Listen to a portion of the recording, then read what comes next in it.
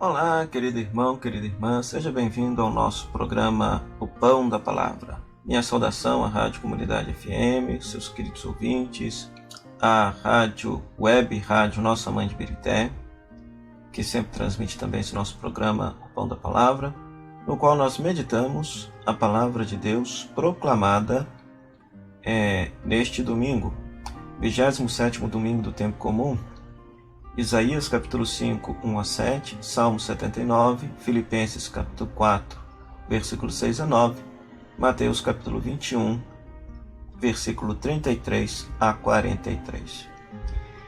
Nesse 27º domingo do tempo comum, a liturgia da palavra continua a enfatizar o convite que Jesus faz para trabalhar na sua vinha. Porém, com a diferença que hoje a ênfase recai sobre os frutos que estamos produzindo nesta vinha, ou então sobre como estamos fazendo para que essa vinha produza bons frutos. Ele nos chamou e nos enviou para a sua vinha, confiando a cada um de nós responsabilidades para cuidar dela. Assim sendo, ele espera que respondamos conforme o que ele nos confiou, que produzamos frutos de amor e de justiça. Será que é isso mesmo que a humanidade está produzindo? Ou será que se está produzindo frutos que desagradam a Deus? As leituras de hoje propõem a ajudar a refletir sobre isso e muito mais, para assim nos tornarmos bons vinhateiros na vinha do Senhor. A primeira leitura do profeta Isaías usa uma linguagem figurada, uma parábola, para falar de nossas responsabilidades, de nossa missão nesse mundo. E a parábola do amigo que possuía uma vinha, a qual plantou e cuidou com muito carinho. O cuidado se revela na escolha de mudas selecionadas, na escolha da terra fértil para plantar, no cultivo zeloso, limpando-a, tirando-lhe as pedras, edificando uma torre para vigiá-la, protegê-la para que ninguém a maltratasse. Enfim, o proprietário tinha tanta esperança nessa vinha que construiu até um lagar para pisar as uvas que fossem produzidas. A parábola da vinha se aplica ao povo de Israel, povo eleito, povo escolhido e selecionado. A terra fértil onde esse povo foi colocado é a terra de onde manam leite e mel, a terra prometida. O cuidado com esse povo se revela no processo de libertação do Egito, tirando-lhes as pedras do caminho na travessia do deserto e conduzindo-os por meio de líderes até a terra prometida, lugar e lagar onde seriam produzidos os frutos que Deus esperava desse povo. Porém, o povo foi infiel a Deus, causando-lhe tristezas e aborrecimentos, o que lhe custou a extradição e o exílio. Essa parábola recorda pai e mãe de família que cuidam dos filhos desde o ventre materno, cercando-os de carinho e proteção, oferecendo tudo o que eles necessitam para que cresçam com dignidade, sejam íntegros, honestos, pessoas de bem. Mas quando crescidos, esses filhos se desviam do caminho, não colocam em prática os ensinamentos recebidos e se enveredam pelos caminhos das drogas, dos crimes, da violência. Como que fica o coração desse pai e dessa mãe diante dessa situação? Ele se pergunta: onde foi que errei na educação de meu filho e de minha filha? Essa parábola se aplica também a nós. Depois de recebermos todo o amor, carinho e cuidado de Deus, produzimos uvas azedas, frutos que não servem para o consumo, isto é, respondemos com descaso e desamor aos cuidados de Deus e seus ensinamentos. Quando não aprendemos a respeitar nosso semelhante nem o meio em que vivemos, estamos produzindo frutos que não servem para a vida.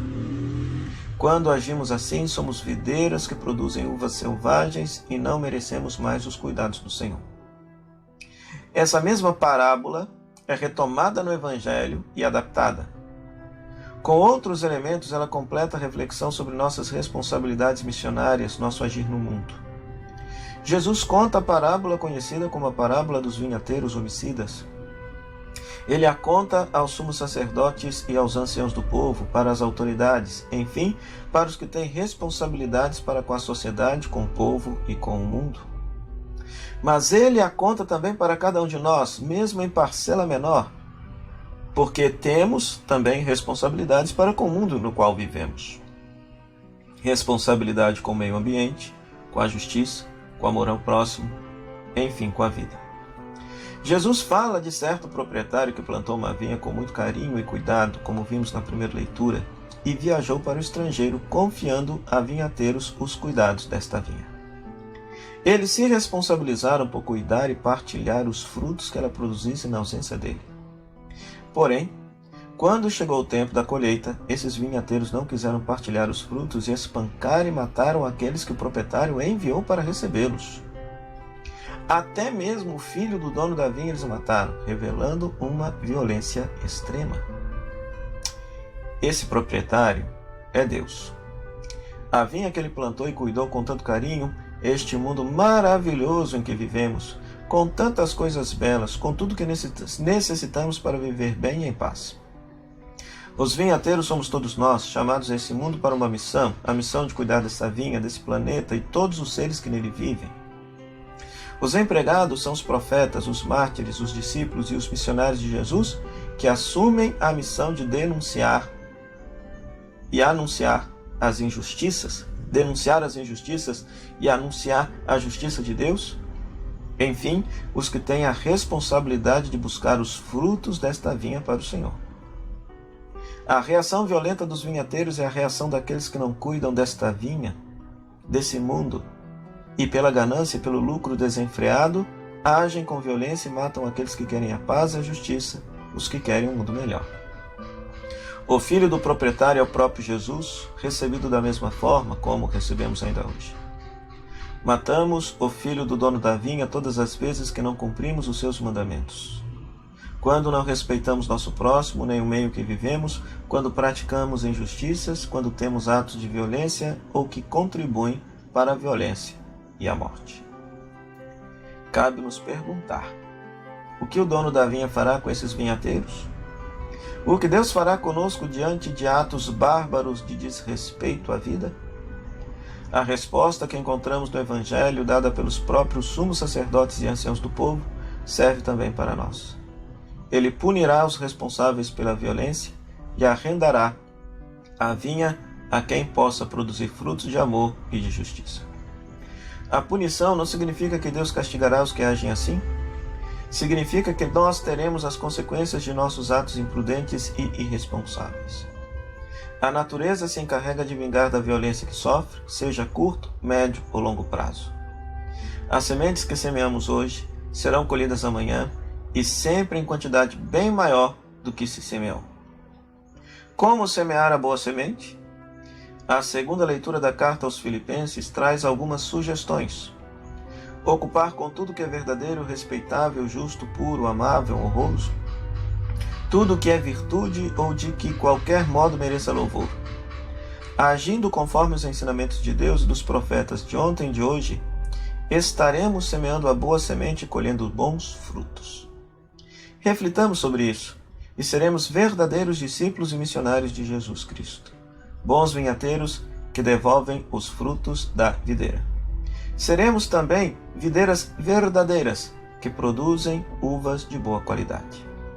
É isso que Deus espera de nós e é por isso que Ele nos trata com tanto carinho e cuidado. Façamos o mesmo para com o nosso próximo e para o mundo em que vivemos. O Senhor esteja convosco, Ele está no meio de nós. Que a bênção de Deus Todo-Poderoso, Pai, Filho e Espírito Santo, desça sobre vós e permaneça para sempre. Amém. O nosso muito obrigado à Rádio Comunidade FM, à Web Rádio Nossa Mãe de Birité, por nos ceder esse espaço para pregar pelas ondas da rádio a Palavra de Deus, e a você que nos acompanha pelas nossas redes sociais. Até o próximo programa, O Pão da Palavra, se Deus quiser. Tchau, tchau.